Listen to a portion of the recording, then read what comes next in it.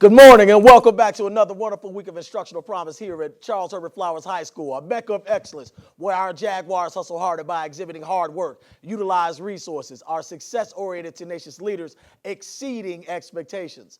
Welcome to the last full week prior to spring break. You guys have 8 days, 8 school days left in the third quarter. It is very important right now that you get on your academic grind. Second quarter grades, the overall school average is a little bit lower than it was first quarter, but third quarter is normally when we start rebounding.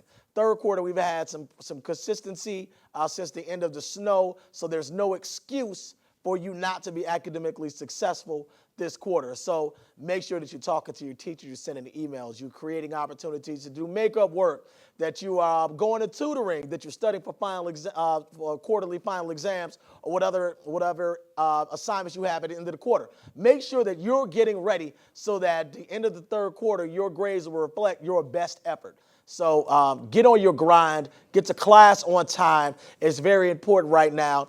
Understand that teachers, when you chronically come to class late, it impacts your grade. The warm-up grade is something that every class does, and if you're late all the time, then you're going to miss points for your warm-up. So make sure you're getting to class on time. A couple other things.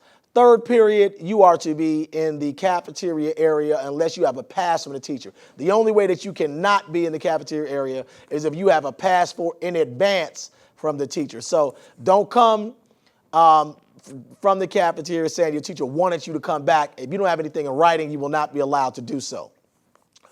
We are getting ready for the grand opening of our Honors Lounge. We got brand new furniture. We've got the microwave oven set up.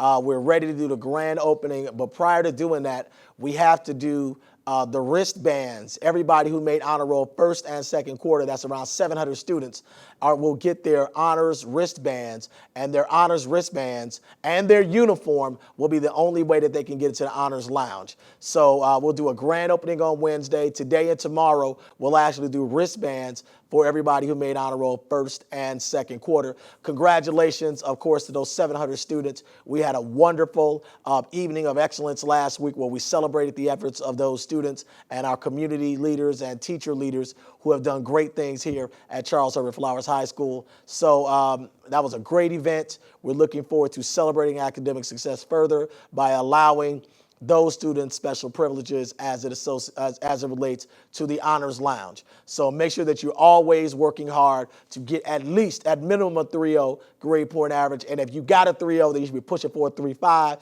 If you got a 3.5, you should be pushing for that principal's distinguished honor roll status, which is that 4.0 or above. Bottom line is you got to keep it pushing whatever you're doing. So with that being said, let's talk a couple other things. First of all, this is still a uniform school, black pants, white collar shirt every day. This is still a closed campus. You cannot leave and go get lunch. If you go and get lunch, you bring it back, it's going to be confiscated and thrown away. A. B, you're going to spend the rest of the day in in-school suspension because you cannot leave campus. If something happens to you when you leave campus, then we're personally responsible for you, and we're not going to do that. So we're going to make sure that you don't leave campus during the school day. You also can't have an Uber man bringing you food. I don't know what the Uber man is putting in your food, but you cannot have anybody deliver you food here to the school either.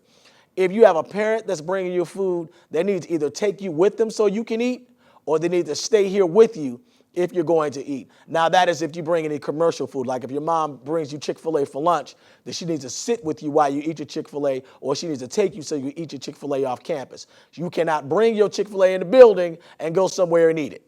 Bottom line. So I'm going to send something home to the parents so they're aware of that as well. So again, March 23rd is going to be our annual mentoring day. This year it's going to be, I'm really excited because all the workshops are being led by our Principals Action Council students, and they've been working really hard to put together a really informative day for you guys. So make sure that you come in with your thinking caps on March 23rd and that you're ready to learn and finish those 7 days up strong. So last week, I spent some time talking to you guys about goal setting, and I'm going to continue with 2 additional points today as it relates to goal setting, and this is important stuff. So the first 2 points that we talked about just in review were that we discussed that goals propel you forward, that goals make you get excited about whatever it is that you're doing. So it's important that you set goals because those goals will help drive you as it relates to your future.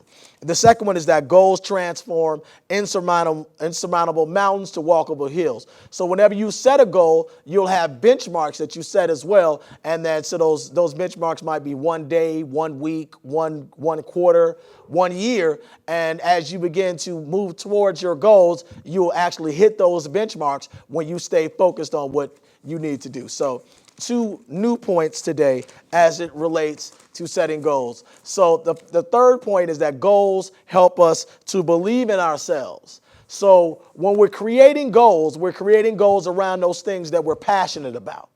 And when we start to establish those clear parts of our vision that we want to accomplish, then they help us and we start moving towards it. We start to believe that we can accomplish wonderful things. So when you start to set goals and you start to move towards your goals, you start to see that you have the power, you have the energy, you have the ability to accomplish wonderful things. So one of the things that goals helps us do is to help us to believe in ourselves. So it's also very important. Goal setting isn't just about creating a plan for your life and holding yourself accountable. It's also about giving us the inspiration necessary to aim for things we never thought possible. So keep on pushing towards those goals, and it'll help you to believe in yourself and your ability to accomplish those goals. The fourth one is that goals hold you accountable for failure. This is also very important. A goal is just a statement unless you're working towards it. Now, as you move towards your goals, you're going to encounter failure. Now, failure is not final, nor is it fatal, meaning that it's not the end of the game and it doesn't kill you. As a matter of fact, anybody who's gotten good at anything or moved towards their goals have dealt with failure. And it's what they do on the other side of that failure that helps them move towards their goals. So when you encounter failure, it should give you the opportunity to reflect. You know, if you think about it as an athlete, if you're on a basketball court and you lose a game because you miss some free throws at the end of the game, the next thing that needs to happen when you go to practice that next day is that you need to sit there and shoot 100 free throws because you're going to get better at it as you continue to work towards those things that you need help with. If you encounter failure in a classroom, like you fail an exam, you need to reflect on what you did to prepare you for the exam. And then you need to change your practices to help you get better as it relates to that. So what they say here is goals hold you accountable for failure. It's a concrete sign. It's a concrete sign that whatever you're doing isn't working. And you need to make real changes if you want to get to where you're going. So understand that failure is a part of your process, that you learn how to get better by that you learn lessons from the goals that you make, and that you become a better person, a better student, a better athlete, a better whatever it is that you're doing when you learn from the mistakes that you make. Don't be afraid to make mistakes. Those mistakes will help you be better. That being said, I'm your principal, Mr. Brown. We're going to have a wonderful week here at Charles Herbert Flowers High School. Get to class on time, ready to learn every day, all day. Let's make it happen. Don't have a good week. Have a great week.